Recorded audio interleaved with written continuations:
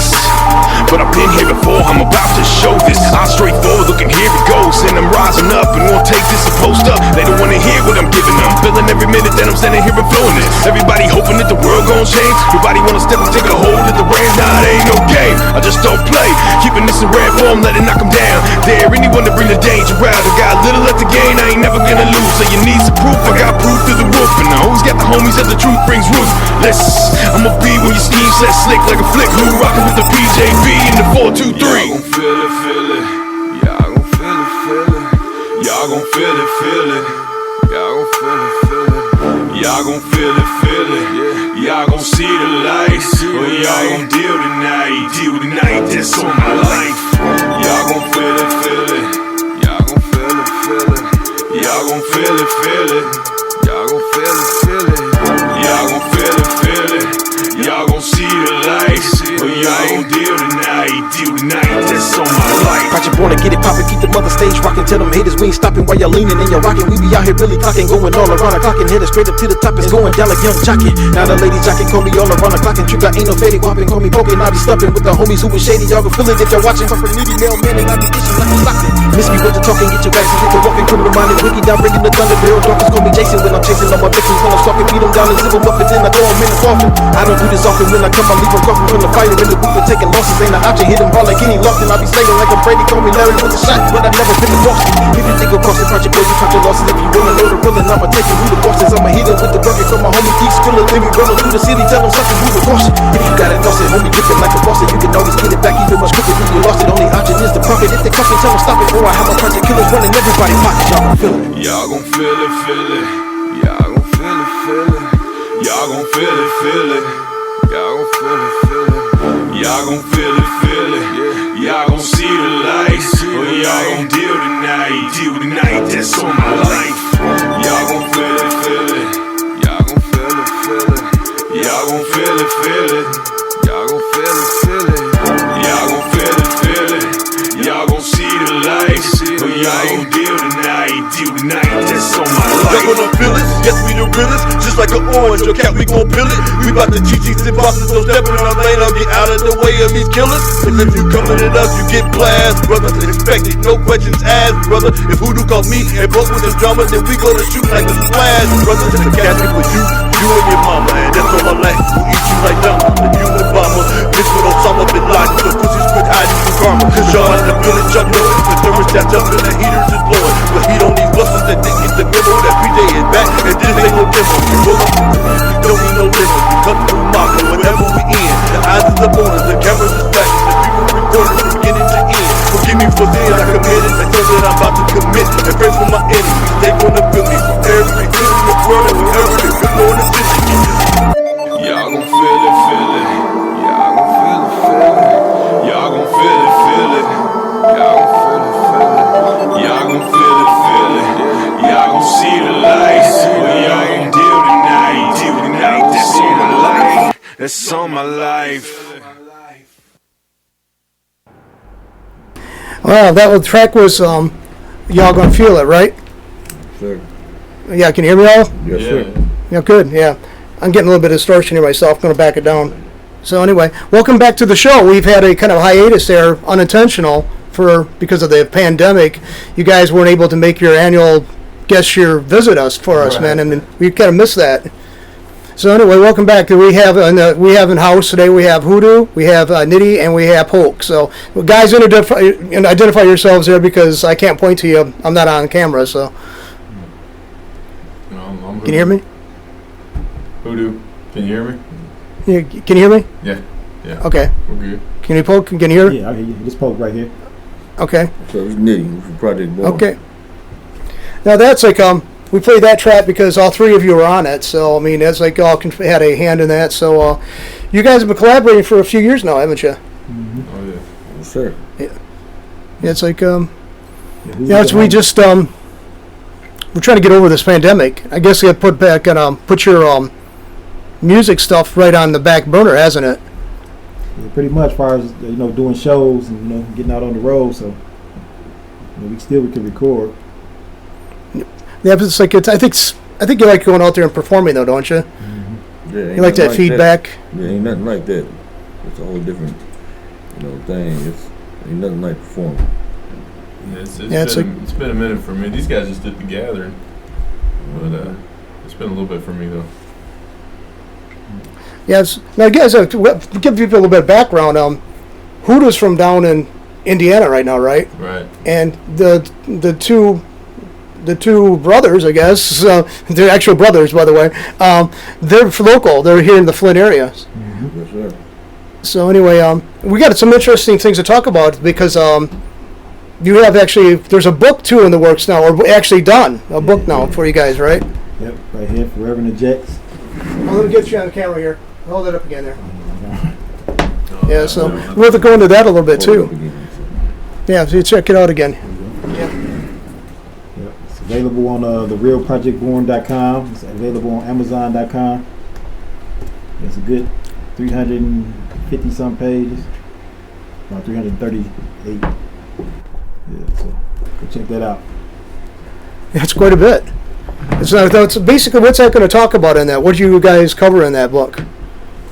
Our life from the time we was actually born from we was born in Elizabethtown, Kentucky. Talking about everything we had to overcome from Kentucky to here, then in the music game, to get where we get to today, and it just covers everything that we've been through. Now, you two currently living in Flint, though, right? And you've been here for a few years, right? Yeah, been over 30-something years. Yeah, so you've seen us go through the more shutdowns of the plants, Yep. the water crisis, all kinds of disasters. So you've kind of been hardened by that and battle hardened and stuff like that, like all the Flint residents have been. So anyway, so do you have any venues coming up? Any kind of dates coming up? You guys are going to be playing at? Do you think, or? As of right now, we don't. We're gonna be working on a couple of things, but for our shows wise, we ain't got nothing set in stone yet.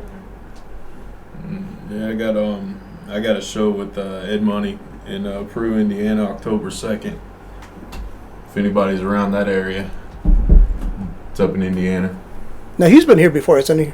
Ed, I don't think he's been here yet. I'll have to bring him up sometime. Okay. Because I know somebody else collaborated and worked with him a few years back. Because I've been doing this for 13 years, so a lot of names sound familiar.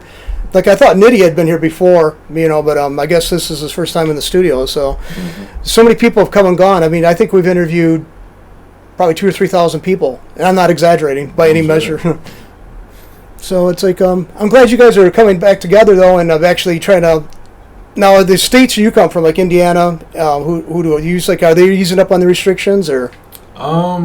Yeah, it's not as bad as it was last year. They're still kind of. It just depends on where you go. Everybody's got their own thoughts on it. So, I haven't had to wear a mask yet, so I'm trying not to. Yeah, some places still require it, and I try to be polite, but I just kind of grin and bear it because I really don't want to wear one again. Yeah. I don't want to get back in that habit. It's kind of. I gave him a year, and I think I'm done with it. So. It's almost coming to 2 years. Yeah. No, I mean it's well past a year.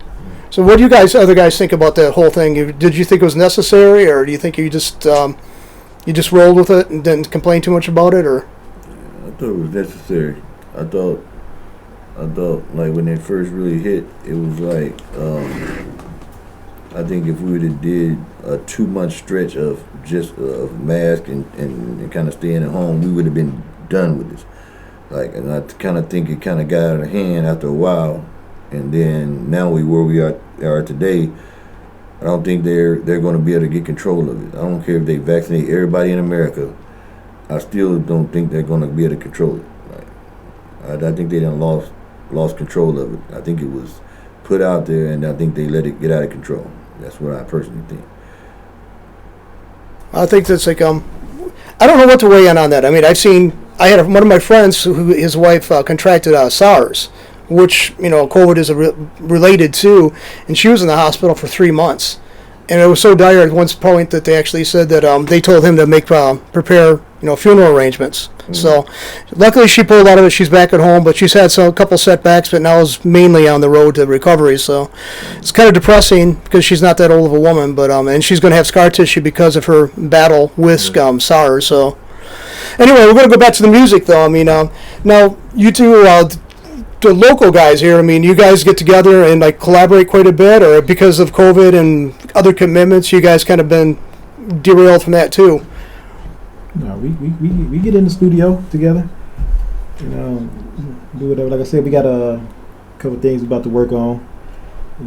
Get ready to Just yeah, because like that's about the only thing you do. Like we record. We just did a gathering. It was so many people out there.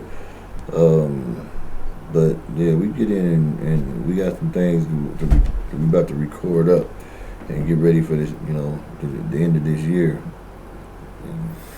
So we, the kind of the pandemic, like I don't say it don't bother us. It do with mandates, but we try to just move accordingly. Right through.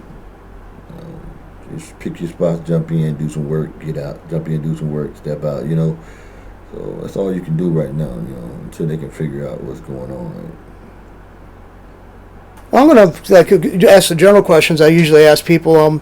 Everybody who's in music seems to be influenced by people, and you had quite a few people locally to draw from, and you've also collaborated with you're connected to a bigger body of, like rap and hip-hop legends within a couple 100-mile radius, from what I've last conversation. So you guys have been well connected to this music scene for quite a few years now, haven't you? Mm-hmm. Yep. Yeah. We 28 years in the game. Wow. You guys aren't that old, are you? You've been started pretty young. I'm 46. Yeah. And then you've been 28 years of your life in it. Yeah. I'm 20. I don't know what these guys These are old men, right? Yeah, we dropped our first record in that '93. And that's when, it got started. So, it's been a long ride. But, we had in the Flint area, when Breed came out, us, Dayton Family, kind of in top three, we all came around the same time, and and there's a lot of have Ready for the World. We had a lot of people like together. We all to help put the Flint sound on the map at that same certain time. So but it was all set off by Breed. Rest in peace to him. He was dope with it. So we got to work with Breed and. He was good with it, He was really good with it. Well, you still got a lot of people to work with, and also between collaborate with each other on this, and also people like Hoodu. And now, how far do you have your influence go? Do you guys go? I know you're Indiana and Kentucky. How many people? Where else have you? Some of the artists you've worked with, come from California, and the East Coast, or? Yeah, we don't work with people from all over the country. Mm-hmm. We did the Insane Clown Posse, Esham, ABK, Bazaar from D12, Hoodu. Yeah, I gotta make sure they're on. At least one of them's on every album I do. Ouija, Blasi, we done did we've been on the underground forever, so we done kind of got in with a little bit of everybody, and we done performed a little bit of everywhere. So it's just been a ride, man. 28 years, you can cover a lot of work, But it is we got most of that in the book. We cover a lot of ups and downs, and a lot of stuff we went through, just in life. Some of the general life stuff, some is touring, and some is shows. We got a lot we covered in the book. So, it's a good read. Yeah, it's definitely. I'm glad I saw that. I saw Polk had posted something on Facebook, and I was intending to get hold of him, but I know he's got a real life too. He's got a lot of commitments. He's got a family, and so when we got in contact with Hoodu the other day, it's like this might be a good time to get all in there. And plus, I'm going to extend. If you want to come in and do an extensive show about the book itself, we can always do that too. Mm-hmm. I'm here locally, so are you. So we can always, because I like to flesh that out quite a bit, because I think your book's probably going to be a good reference and for people to want to know kind of a feel for the business here and for the scene here. I mean, you guys have been on the cutting edge of it since it started.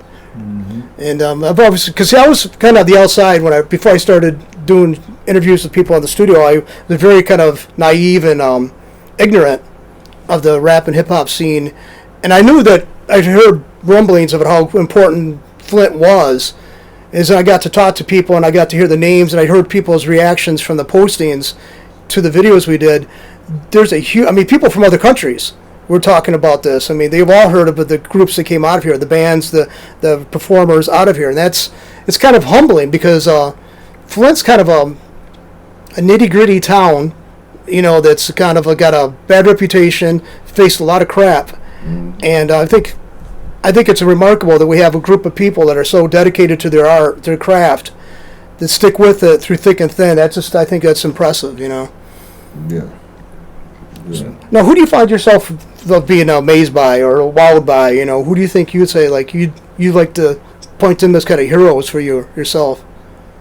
Me, Ice Cube, Rakim, Tupac. You talking about musically or? Yeah, musically, everything. Yeah, but musically primarily, yeah. Okay. Mainly those guys. LL Cool J.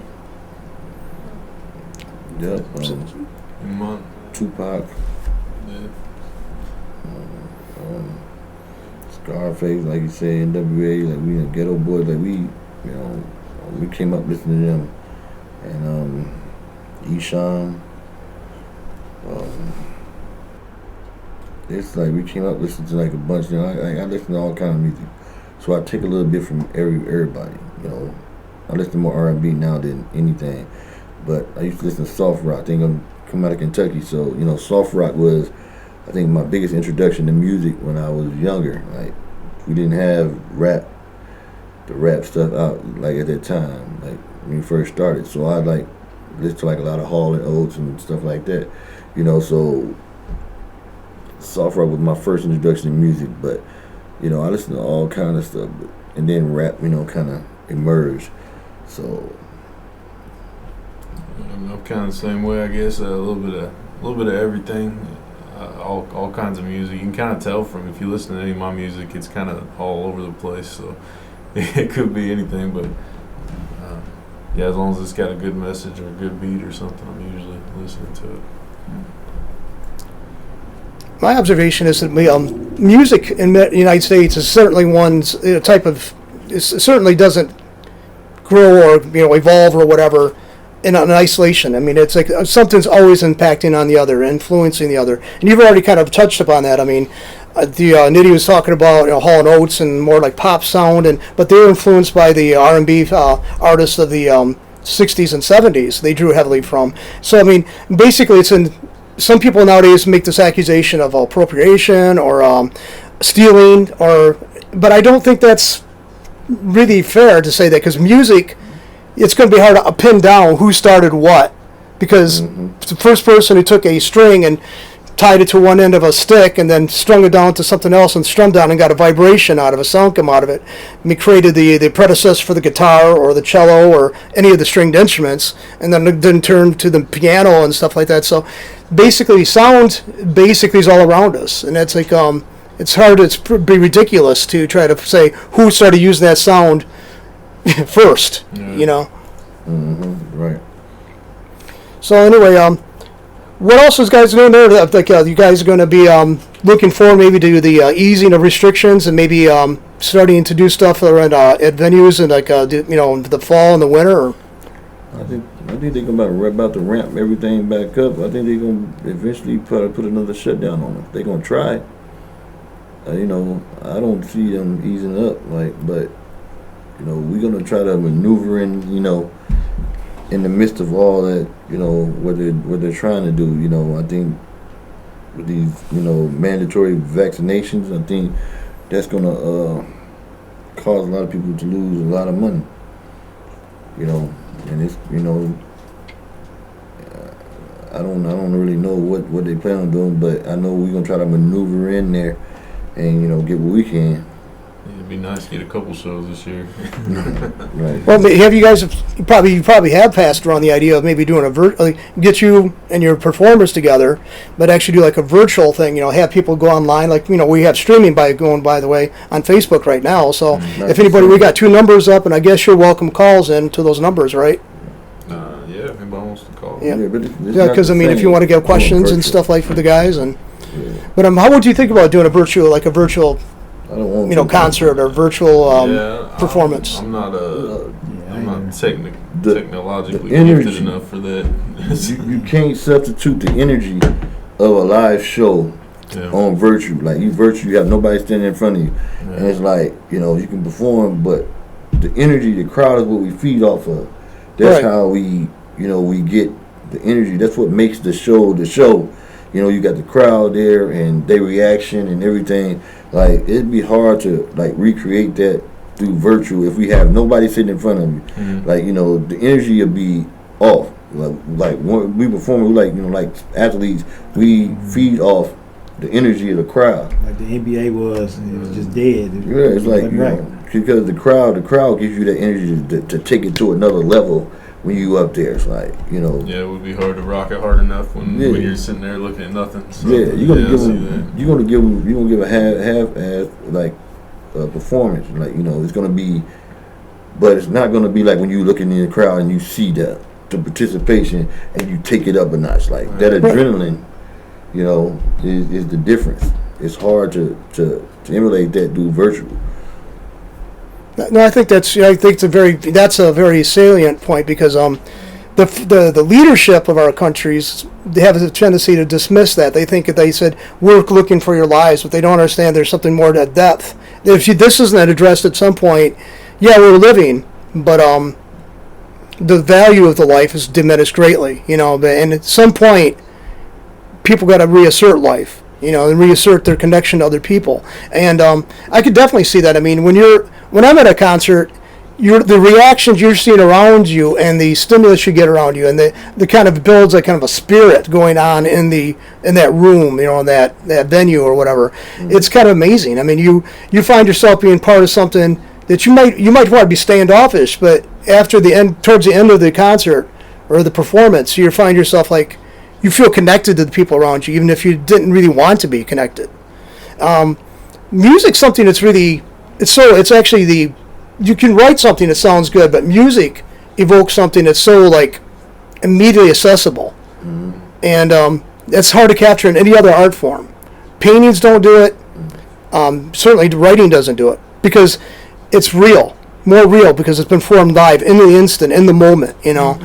And so I definitely could see where you're saying that would not be the same. But I just like to. You got so much talent. I don't want to see it I wouldn't want to see it dormant because we all only have so much on the life and up on this time on the stage, and to see that portions of being taken away, it's kind of tragic. I think. What do you think about that? Yeah. I mean, but that's kind of life. That's kind of how life works. Like either you're gonna put your life before the music. That's just kind of how that goes. Like, it depends on how you think about it. Like that's how it is to me. Like with this whole pandemic stuff and everything. Like you just have to use good judgment. I think judgment is everything. So, I hate we wasted a year. Right. You know what I'm saying? Like, the whole last year it just seemed like it just didn't happen. It was like the whole year is just nothing, and then, it's kind of what you kind of value, how you move about, how you value your life, where, you just got to be, like, kind of like, use your own judgment. Well, do you think this year I think it's basically been occupied with like listen to mandates, listen to restrictions, following those restrictions. I don't really see that as being this force or this kind of impetus to create music. So I mean, do you think you have any kind of thing out of this experience? Do you think you got anything you want to talk about in music Or do you think that's going to have to be done a couple of years down the road when you got more like a perspective on that to like reflect on what happened the past year and a half? It's cool to talk in the moment. Like rappers, one thing we do, we talk in the moment. You know, we can't wait 2 years and then talk about what happened now. Like it'll outdate because pandemic be gone and we'll be on to something else. So you have to talk in the moment. You know, or it doesn't seem to sound real if you ain't in the moment. Like we talk and then an hour later something else happens and and it just flies by. Yeah, I have to agree on that because I mean I could see where your inspiration would have to be like spontaneous, and the reaction would be needed to be spontaneous, and then the feedback back and forth. I mean, I could see that. I just it's so glum to think about the whole year and a half of basically being it's a long dark void for creativity, for human interaction. I don't see a lot of good coming out of that. I don't. I mean, distancing, dependency more on technology, it's not good. It made me. I didn't even want to record for a while. I mean, this. I got the album coming out October 1st. You got an early copy, but it should have been out a year ago. But you get stuck at home like you have been and all that stuff. I just really haven't felt like doing nothing. Like you can't get that creativity going when you're bummed at the house. I think that's like when you're around people, that's what keeps your feet to the fire. Mm-hmm. You have to answer to something. You have to justify something. Your time. Yeah. Now everybody else has kind of backed down on that because they've also been dormant. They've in this forced dormancy. And maybe painters, maybe writers would find this ideal, but I just don't see it as that good for like a performer with such a type you guys engage in. I mean, I don't see where that'd be a benefit. But what do you think you could come out of it, though? You think there's anything good that you can extract from this past year and a half? I don't know. I mean, there's been a lot of... I mean, I've heard a lot of good tracks and stuff come out from other people about everything going on. Every time I try to sit down and write about it, it just pisses me off, so I don't get it. Even if you don't write about it, as long as you make good music during this time, right.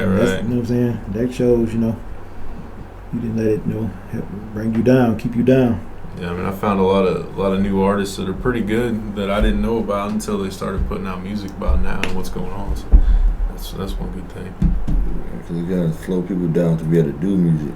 Like I think people who have busy schedules, their schedules just slow down. So now they can go in the studio as much as they need to make music, and then be straight. But it's been a wild ride. It's a wild ride. Now, do you have all of you have studios at your own houses, or do you have go over to somebody else's place to go to their studio, or kind of a mix, or what? Yeah, we record somewhere else. Yeah, I've got one at the house, only because it's much easier. Like, I'm the type that I'll wake up at 3 a.m. thinking of something, and it's nice to be able to go down, jump in a little studio, and record right then what's fresh in your head. Mm-hmm. I mean, if you think of it 3 a.m., you got to set up studio time, and you go in the next day, and your mood's changed and stuff's different. It's just easier that way for me. But I jot it down on my phone. Yeah. Like most of the time, I always catch an idea if I'm in the shower. 90% of my stuff I think of while I'm in the shower. I'm sitting there, washing up. The next thing you know, and I'm like, I gotta grab my phone. That's hot mercy. And I just keep repeating it until I get out and write it down. You know what I'm saying? And then that's how I got just a bunch of ideas just in my phone, just from sitting around. And I think of an idea and I just pick my phone up, type it in my notes, and then go back to it later. Yeah, I was gonna say too. I know the famous songwriting team, Elton John and Bernie. What's his collaborator? One writes music, the other one writes the lyrics, and basically they're in the same building in different rooms. One gets done with what their half, and then you hand it over, and somebody puts the music to it. Or I forget the order of it, but they've been doing this consecutively for so many years now, and I just think that's kind of what come for you guys. So does the music come to you first? Do you hear something in your head, or is it the lyric and then you try to fit it together with sound, or what? Or does it vary? Does it change up? You know, is it consistent? First. We get a beat first, and then we write to the beat. You know, and then sometimes like if you're an artist, you kind of can picture a beat when you putting like if you just writing, just in general, you can picture a beat already. You don't even have to have one. You can picture it, and you can write like to something else. But most of the time, like we'll get a beat and then we'll write to it, and then it just seems easier because you know where all your drop downs is and everything on the beat. So right, I'd like to say lyrics first, but I'll write some stuff down. Then I hear a beat and my lyrics totally change. By the time I'm done, it's not even close to what I had. Yeah. But yeah. I gotta give a shout out to my son watching, my 6-year-old. Cool, that's good. And what's his name? I told him I said I'd shout him out. So what's his name? Okay. thanks for what Aiden. Aiden. My son Aiden. And What's up, Aiden? My daughter's here too. So you got 2 kids, or I got 3. 3, and then I know Polk's got kids, right? What about you, Nitty? Ain't got none. You got none. I got 10. You're kidding. No. 10. No Wow. pun intended. I'm not kidding. Well, I love those deductions right there. Yeah, I got But 10. it's- Most of them is grown. Yeah. Like it's music, can't you? Go to a song. Huh? We want to go to music? Yeah. All right. So I'll tell you what. We'll go to which track do you want to play here off the CD there? Do the one with Polk. Okay, which number is that one? I think it's number 2. Okay, play it up, and I'll drop your mic so I know. Yeah, in case you got to do what you got to do. Okay, I'll play it. All right, and then we'll come right back to it afterwards. All right, number 2.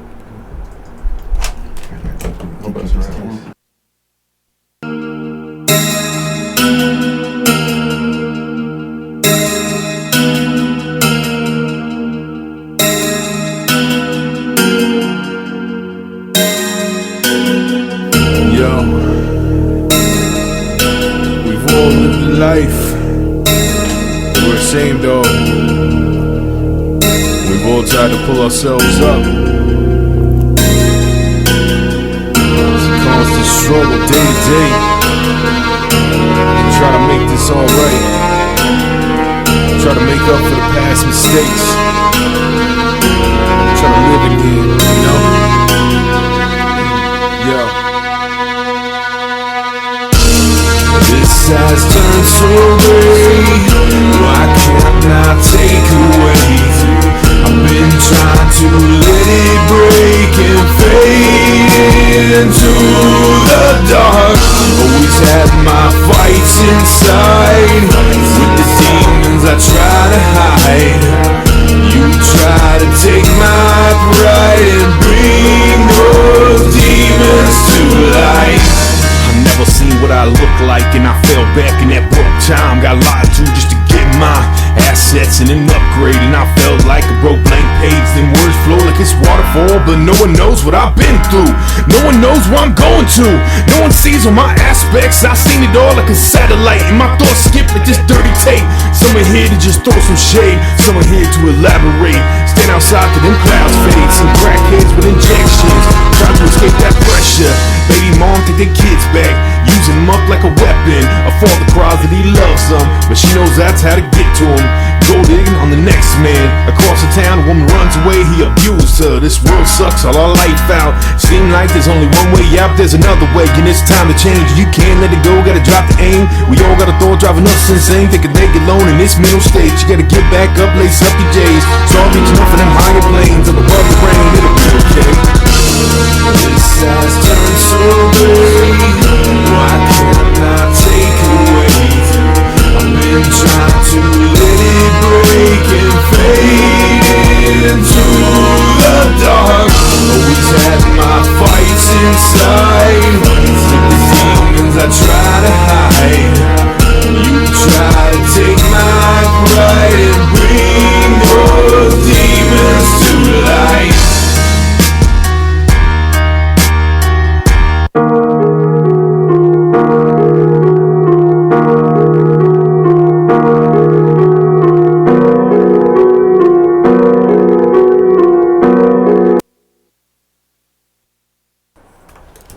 So anyway, we have Polk had to leave, so he's a busy man. So I mean, I was glad to. Get out of here. Yeah, so he'll be back though because we want to do an interview about the book because I mean I'm impressed that you guys have wrote a book. I mean, because I think that's great that somebody's covering the scene and chronicling it before it gets distorted or just used by somebody who's an outsider to make money off for themselves. You guys have been here on the ground, so anyway, that's track there. How long ago was that one made? That's off the new album that's coming out Okay. October 1st. It's called Knowledge. It'll be on iTunes, Pandora, everything. You can get physical copies if you want. I mean, No, I already have one. So yeah, thanks to you, brother. Thank you, by the way. it should not be that hard to get a hold of. Yeah. So yeah, I tell you what, though, you guys are like just seeing what he had to take off because he's got obligations, the family, and Nitty, man, 10 kids, man. I don't know how you guys keep it together. You know, keeping the family together, doing your music, and that's inspirational. You gotta, I mean, that really is. You gotta just kind of make balance. You know what I'm saying? I always tell them, a father first, then everything else falls after that. You know what I'm saying? Cut back on that sleep a lot. Yeah, and I kind of, they kind of like it's good, and then it kind of backfired, like on me a little bit, because then like, my kids started to have kids, and they was like, and then they realized how hard parenting is. They say, "Well, Dad, you made it look so easy." I'm like, I just didn't let you see everything that I was going through to raise you, you know. So when they now they want to have kids, and like, this is a lot harder than they think it is. Right. You know what I'm saying? Because you made it look so easy. You just didn't put the, grown stuff on kids' plates. You know, that's how I kind of looked at it. So yeah, that's why I told my daughter she's got to go to college and stuff. I want her to have a better job in life than I got. You know, because it looks like I'm doing okay, but man, she doesn't know about the struggle and the hard work. Yeah, that comes with like everything that they get. Like that's like if they knew everything that I went through to get them to where they're at. My oldest son is 32. He's 32, and and I try to teach from him on down. I try to get him like just understand, like I pushed them away from everything that I did in the streets. Right. I was like, ain't none of y'all gonna do nothing that I done. Y'all have to be better than, you have to be better. You have to be better than what I done. I'm not letting none of y'all get caught up into the streets and living, because I know how that ends, you know? So that's not even a route for you. They couldn't even consider that. You have to go to school. You have to graduate. You have to do this. See, mine don't know how Dad was before kids. You know what I mean? So he's paid off for everybody not to tell. Yeah. Like just like it's hard to balance sometimes, but you just have to really kind of put in the effort to do it. And I was lucky enough to be able to pull it off, to be in 10 places at one time, if that's possible. It was, it wasn't easy, but I like when I was younger, like I grew up really without my father being around. You know what I'm saying? I grew up with my uncles and around, but I didn't have my father around. So when you kind of grew up without a father, and I know how it feels, then I'm like, I didn't want my kids to go through that. You put that extra effort into it then. Yeah. Because I know how that feels, and I didn't never want them to experience that. Yeah. So I go super hard. And I had 8 girls in a row. So I got 8 daughters. I had 8 girls in a row. I had 2 boys, then 8 girls in a row. You know what I'm saying? So you know how just raising girls like is so much. It's so hard. Like, because they get the attitudes of their mom. And you can't tell them nothing. And when boys come in, you can't tell them nothing. And when the boys, it's a rough thing, but it's all worth it. I would if I had a chance to do it all over, I would still do it, because it was all worth it. Like my, I just love having them. Like, definitely. You know what I'm saying? It's nothing. I wouldn't know what I would do without them. Like, most of them, everybody's moving out, moving on. Like, all my daughters all my kids mostly is gone. So I'll be home alone. I'll be like, that's kind of slow. Man, I'll be sitting there like, and you know what? Because I made them my whole life. So when they all went to start to have their own life, I have nothing else. You know what I'm saying? I don't have nothing. So it makes it, kind of crazy, but that's what you don't want them to stay here forever. You want them to be able to move I don't forward. want to grow up, man. They're growing up too quick. Man, I got a picture on my thing. fridge of my kids, my older two. One's like 2 and one's 4, I think. And I see them now.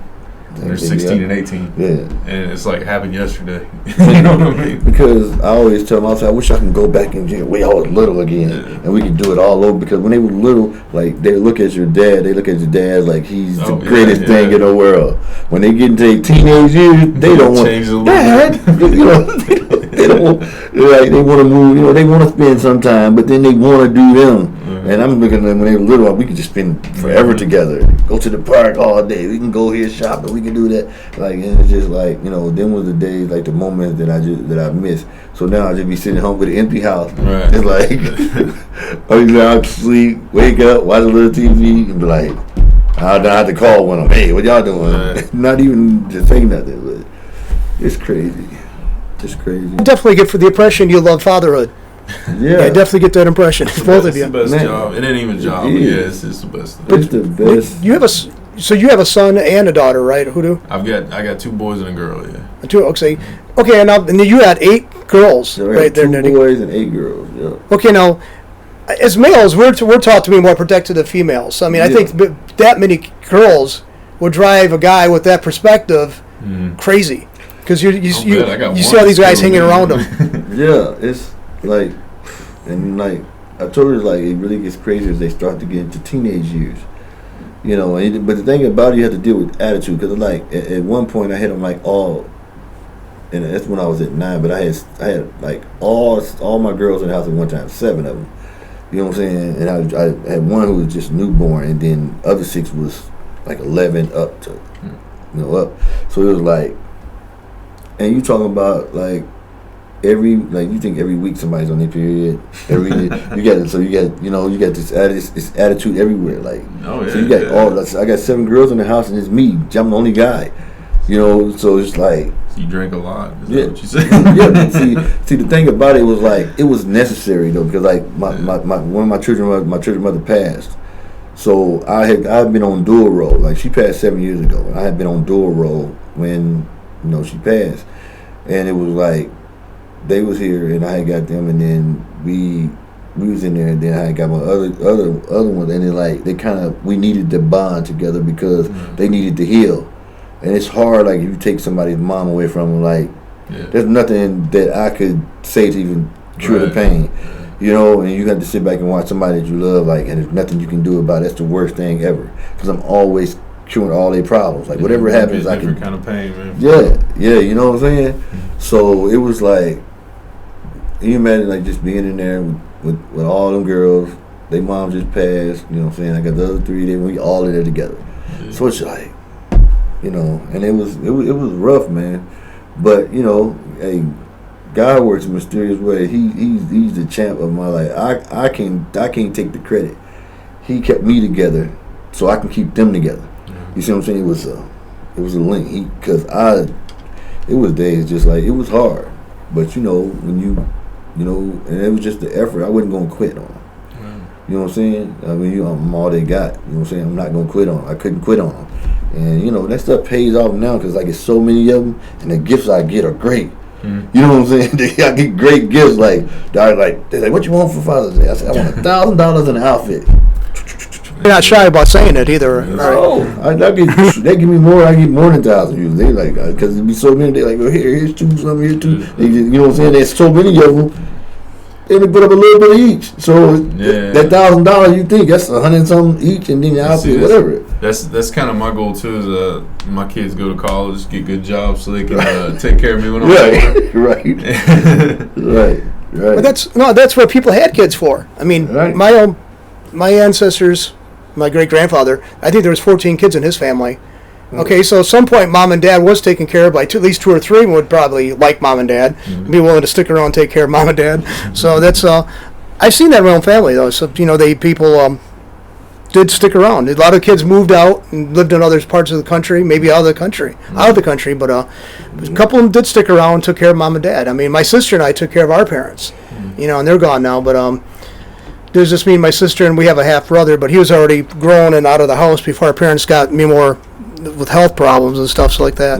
But no, family's. I think you struck up on a good thing there, though, because family is so important, and that's like kind of pushed to the side. And a lot of like entertainers put their career first. Well, you guys have blended. I mean, maybe you haven't the stellar $1 billion success that the people are better known at, but you've had successes, and you've had something. You're doing something you love doing, and you've continued doing it despite the obstacles. I think that's remarkable. Yeah, I really do. Because it's like you don't like if you do something like music. It's not like sometimes it's not like going to work. It's like going to the park with a kid going to the park, because you're just doing something that you enjoy doing, and that be the main thing. Like, man, you just going out there and have fun. Yes, I know I say I hate performing these days, but honestly, man, I do. I still get nervous before every show the whole day. But the second I get up on stage, I'm all good. I have a good time. That adrenaline, like, it takes you to a place. Like, it just takes you to a place, man. Like, when you get up on stage, nothing else matters. I don't care what you've been through, like, nothing else will matter. When you get on that stage, it's totally different feeling. Like, you become like different people, though, when you step on stage. Do you become like something like you're watching yourself on stage and you're saying like, wow, I'm doing this? Or are you like totally in the moment? I mean, it's like I've heard different perspectives on that. How do you, both of you, like react to you that? were saying earlier, it kind of depends on the crowd and stuff. Like, I get up there and if you got a hot crowd that's amped up, then you're going to give it that extra 100%. And I'm usually not the active, jumping around, excitable type, but on stage, if I got people jumping and having a good time, I'm happy too. So I'll go that extra mile. But then I've had a couple, shows everybody has that haven't been amazing. I still have fun up there, but Right, yeah, that's how I am. Like, I kind of go as like I took like the first song or first two songs, and I kind of see how it is, and I know if I got to turn it up a notch. Like, if like we start off when we sluggish, and your artist as an artist, when you sluggish up there already. Like, when you get to start, when you're not on point. Like, you seem like you're not on point. You're not putting the energy's not there in the building, and you got to take it up another notch. Right. And then I start to realize stuff like that, and then I'll go from here to there. Yeah, you'll see the difference. You know what I'm saying? Because I start to read, like, Chris is kind of more laid back. He's not gonna go from here to there like me, and I would just go to from here to there, like on stage, just like, okay, we got to turn this energy up just a little bit, and then whenever it's in limbo, you have to turn it up, then you just turn it up a notch and just put the extra energy in there to get what to get where you at. But I came off stage a few times where I'm like, man, we was off, and I hate being off. Like, for us not being on stage, or it's not working, or we don't get the energy that we want. I hate coming off saying that, and I want to do it now, but I do got to do that again. Like, you know what I'm saying? And I hate doing that. So when I sense, like, and it usually be like when we first start, like by the time we get to that third song, it's like, okay, we're back to normal. I've seen that happen, y'all. Like, I've seen y'all perform a lot. So you guys rock it every time, though, man. Like, was it your four last? Went on that little tour with ICP. Yeah, I was lucky enough to get a ride along with them. They let me come with them, and they had these huge crowds. I think all the shows were sold out, right? Yeah. And they rocked the hell out of them crowds. Yeah, it was a good time. Yeah, that was perfect, man. That was perfect. I'm sure you've heard the song by Bob Seger, "Turn the Page," and he said you're out there on the spotlight, a million miles away. Every ounce of energy you're trying to give away, as your sweat pours out your body, like the music that you play. I mean, that's like when I remember when I first heard that song, listened to lyrics, because I never performed. I've been around a lot of performers, and I've been around setting up the stage for the sound stuff like that. Because I was the AV geek at the university and a Mott. That's what I did, for like 15 years. If you had it all together, and so it was cool to be part of that, though. But I mean, I always respected it. Of course, the song "Jukebox Cheryl's" always playing. It would be great to get up on stage, play that 6-string, really awesome, and everybody else is just like you got them in your palm of your hand, And that's like, I think everybody's, well, I can't say everybody's. Some people just totally shy away from it, but I think everybody would have those inclinations towards having that, wanting to have that fantasy. Yeah, and you guys love living it. in some way. You know, I mean, you are to some degree. You're living that. Mm-hmm. That's cool. You know, I mean, you got more guts than I do because I couldn't get out there and put myself like that. Because singing or whatever is more of emotional. You could talk and people hear that, but it's a protected. But singing, you kind of open yourself up emotionally. And that's what I think is, especially when you do your own music, you perform your own music, you're putting yourself out there. Mm-hmm. You know, you're basically naked on stage, you know, in some ways, emotionally. Yeah, that's why you got to go all out. Yeah, but if you're good at what you do, like if you studied your craft, then, you know, you go out there with confidence. Like, people are going to love it. You just got to just be confident in what you're doing. And if you work at your craft enough, you know, then it'll show. Like, you know, we done did shows like in front of people like who never heard of us. Mm-hmm. I always tell people, I said, man, this is the way you're going to tell if you're any good or not. You do a show in front of people that you've never seen, that never don't know nothing about you. And if you can get them to moving and get them to rocking and they come out like, man, you're good, like, then you know you got something. Because if you do a show always in front of your people, they're always going to tell you you're good. They're going to gas you up because they're your people. But if you do a show in front of people who don't know you or some people who are new to you, and then they come up to you like, man, y'all are good, then you know you're on to something. Yeah, like, I was getting ready to say something about that too, man.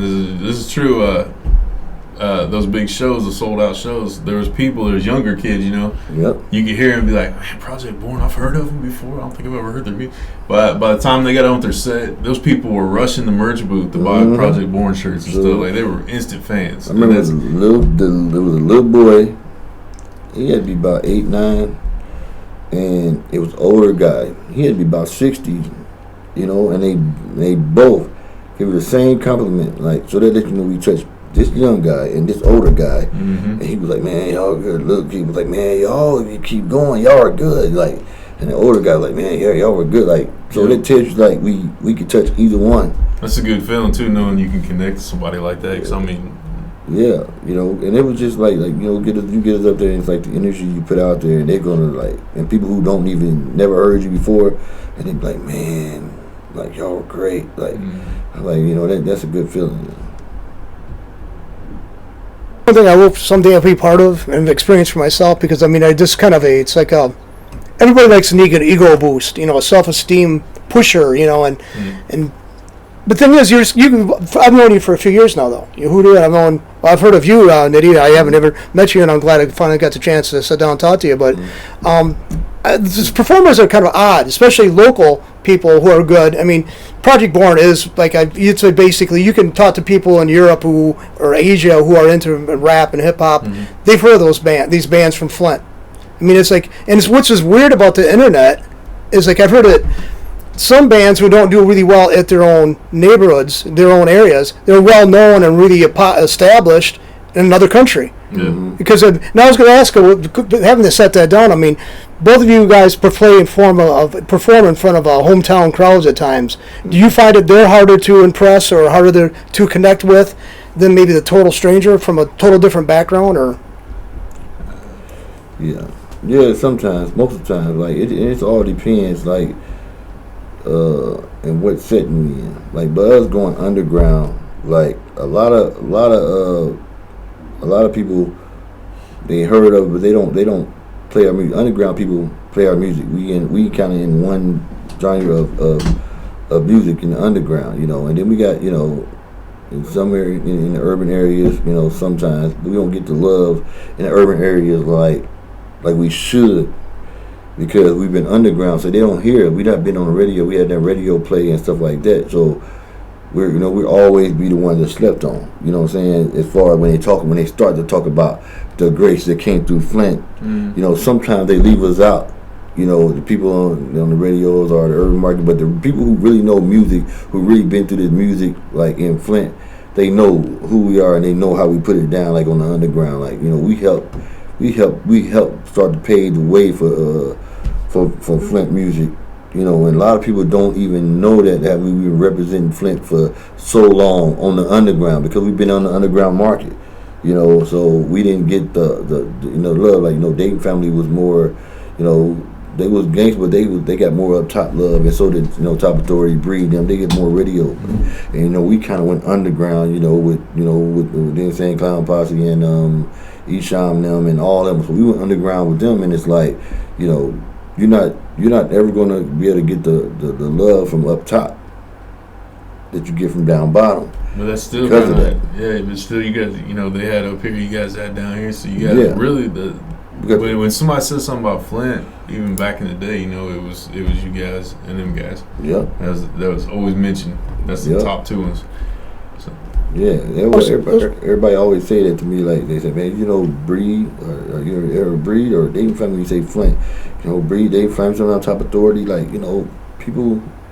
You know, when you mention Flint, like them most of the names, like when I tell them, like, it's from Flint, man, you know, and they, start naming. So I think that's cool though, because I mean, you guys are from Flint area, and Hoodu's from down in Indiana, Kentucky, and you guys got thrown in together. I mean, and let's face it, there's like a widespread level of experiences from both sides, from both groups, and it's like you guys have this common ground. I mean, it's like it's a unifying thing. I think that's awesome. How did we meet? I don't even remember. I booked y'all for a 2-day concert in Kentucky that I wanted, and we just, I don't know, we just kind of hit it off and stayed in touch, and now we're friends. But I mean, there's some artists that you work with that's just like, hey, whatever, and I don't know, I just connected with these guys good enough, we just stayed. That's the way we always been, like me, with me and even Polk to an extent. We're like I can't go into character, and I have to be myself at all times. I'm like, I don't like, well, Frank Nitty is, I gotta be Frank Nitty today, and I gotta be my regular self tomorrow. Like, no, the way I am, the way I'm just set up. I met with like cool people. Like, if you're a cool person, then I'll establish bonds with you, and we, whatever. Everything. I mean, I have people like come from out the West Coast, come to the house, and you ain't got to get no room, come to the house, stuff like that. And the way I am, I'm just a genuine person. Like, I'm just a genuine, caring person to people. I don't like, I don't like all that arguing, hooping, and hollering with people. We ain't finna go out and be fighting every day. No, none of that crap like that. People can tell if you're being you or not. Right. Anyway. So I'm the same person all the time, and some people like me, some don't. Yeah.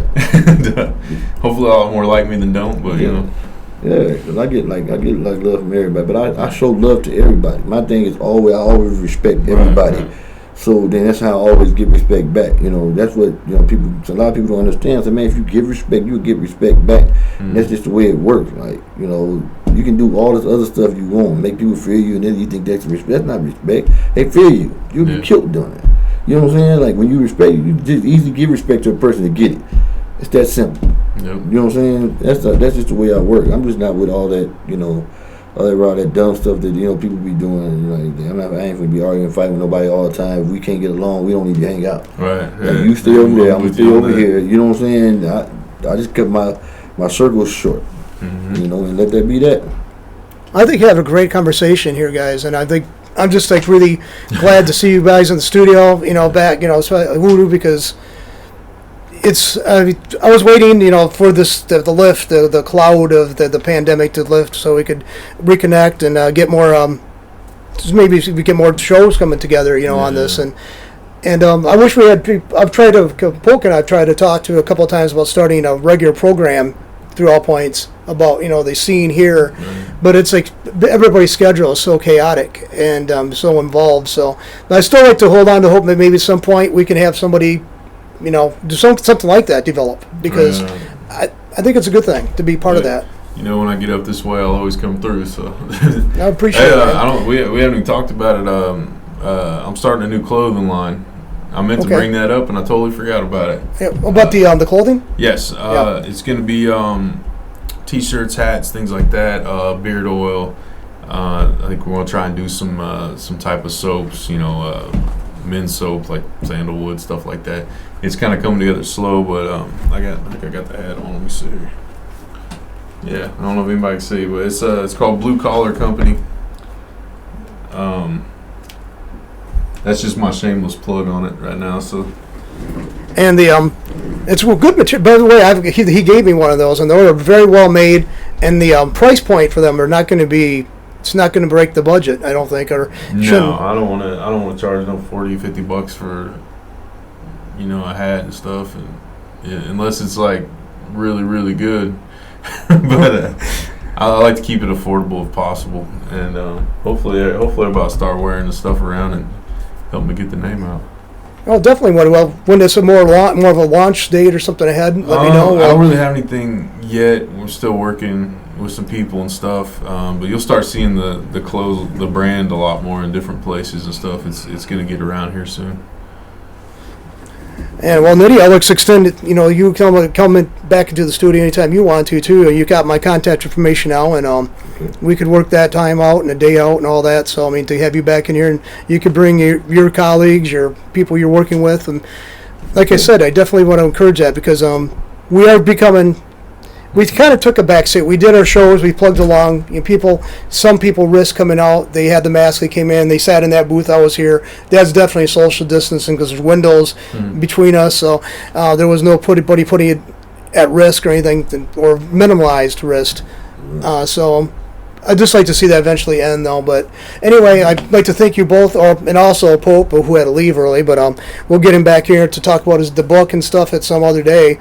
But thanks again for coming all that distance, and I hope you have a good weekend there. Coming up there. Thank you. And October 1st, get my album Knowledge. Pick up the book right now from Project Born. And that's any more plugs?